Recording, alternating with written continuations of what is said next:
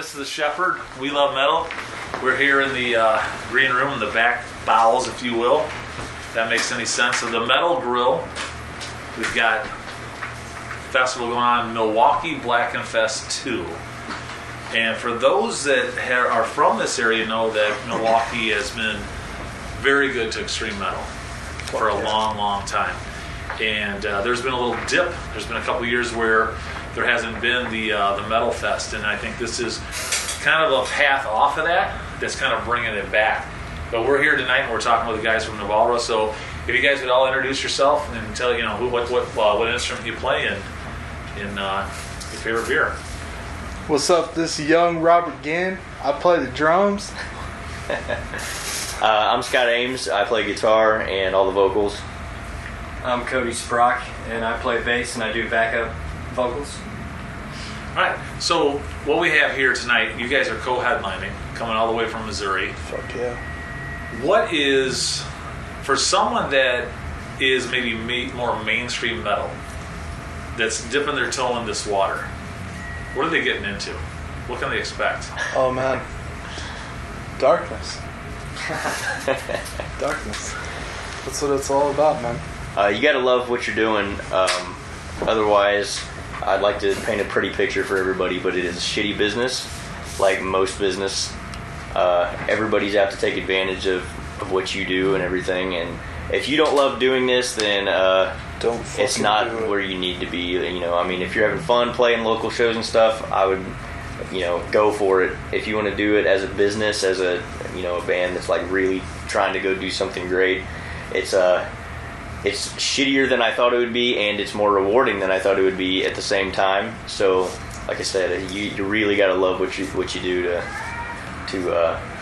it's triple the work I ever thought it would be. But like I said, it's pretty rewarding to show up someplace so far and if people know your name, they know your band, and like somebody just stopped me outside and they said that they listened to Descend and Die. And they had that riff stuck in their head for like a week, and that just made my night for somebody to say that before we even got ready to play. So how can you not have that stuck in your head? I walk around my job day. I mean, it's infectious. Would you say that? Well, let's just go with that because it's relevant right now and topical. The word hit makes no sense for certain bands like Pantera. I remember how mad Phil got when someone said something about, is this your hit? He's like, yeah, it's our fucking hit. You're only going to hear this in your basement, your car, and that's the way it should be. You got pissed about it. But even with that said, and there's truth to that, would you say that song is it a signature song? Is it a rally song? Is it an anthem? Or am I just in love with it because I'm in love with it? I mean, it's very much an anthem almost, It's got that real driving beat. Shit, people seem to like that one the most, Yeah, it's one catches everybody. It's one where you could get people going, singing. It's easy to remember those three words. It gets people singing along with it. Yeah. When I was something they can remember, from show to show, and yeah, definitely. It's one of those. Builds every show. People just remember it. We have some of the extremity when it comes to some of our songs, like Terror Throne and Warchestra. And that shows the bludgeoning part of what metal is, but I like to, go into the melodic elements that a lot of bands won't tend to delve into because they think melody equals not heavy or not dark or whatever, and I think it's the opposite. Like you should delve into all those things, and I think that's what drives that song is that the melody, even though it doesn't have the bludgeoning force of like Terror Throne. It has a single vibe to it. So that's why we chose it to be the music video out of the tracks that were available at the time, because it was it had the single feel to it, and if you can hook them with the single, then they're gonna want to hear more. Yep. So well said, and that wise choice, no doubt about it. So how about a song that for you guys is more, I don't want to say more, but it's one of those that you're like, God, I wish people understood more how awesome this song is, and we're going to die trying to get them to understand it? That's a good question. Well, I think I explained some of that, last night when we were just talking, off of the the official interview, but like I feel like maybe like Groom Lake is probably a good example of that. If we can get people to focus on a song like that, I think that's close to the direction of where Nevalra is headed. It has it has all the elements of all the songs in one. Like typically, Descend and Die is more melody based, and Terror Throne and Viril are more of the bludgeoning, full chords, black metal style, with lots of guitar solos and stuff. But I think Groom Lake is like the epitome of where it's headed. Like there's more to it than if you listen to it 5 times in a row and listen to separate instruments, you're gonna realize there's a lot more going on in that song than it felt like before, because there's lots of like as if an orchestra were putting together, like I was saying, with the strings and horns are playing completely different things, but they're all in unison, they're all in harmony.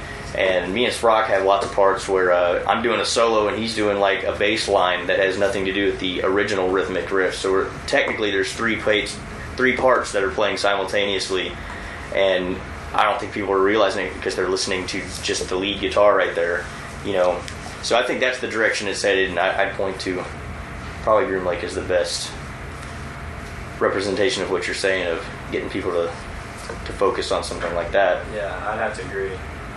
That's exactly what I was thinking. It's got the most interesting vocal, call and response things that Scott and I do up to this point. I'm still finding spots. We're still coming up with ideas throughout our songs, throughout our new material. Times for me to throw that aspect of doing some like growls in addition to, instead of just having for a while it was just Scott carrying all the vocals himself. But then it's always good to just be progressing as a band, and if there's something that we want to do musically and me or someone just can't do it, then that's something you should try to attain, instead of just saying, oh well, we can't do this thing in our songs. You should be like, no, I'm gonna be able to do this thing. I'm gonna learn that ability, get to that. Nice. So yeah, he wasn't comfortable with it when I was like, we're gonna do some backup stuff here, and he was like, oh man.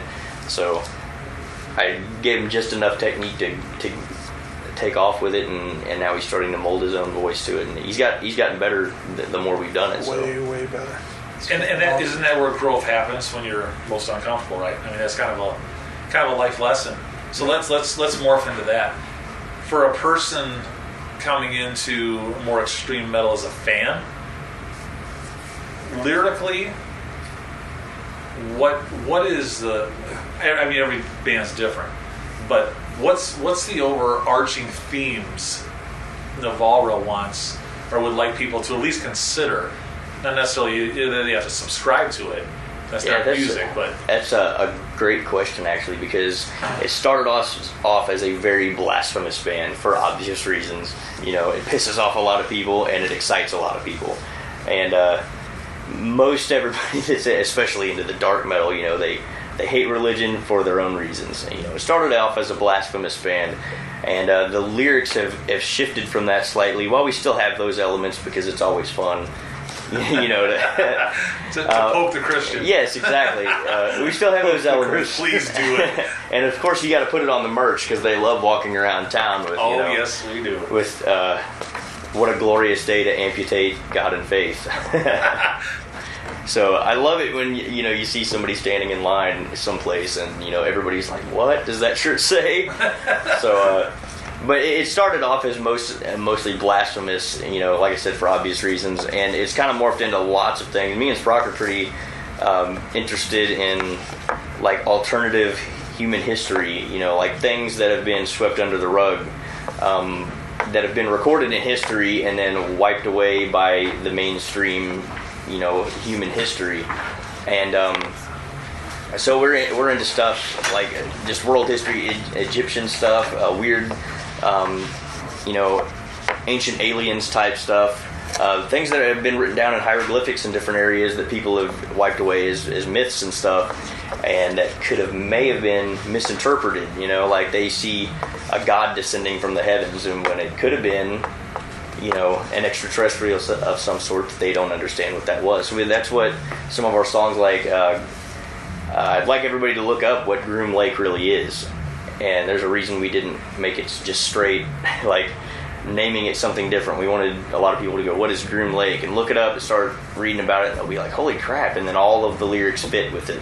And we have a song on that EP, Vimana, and that's about some ancient history stuff that's been recorded that a lot of people have wiped away as, just myths from thousands of years ago. But if you replace it with certain things, it may make more sense than them thinking it was a deity of some sort.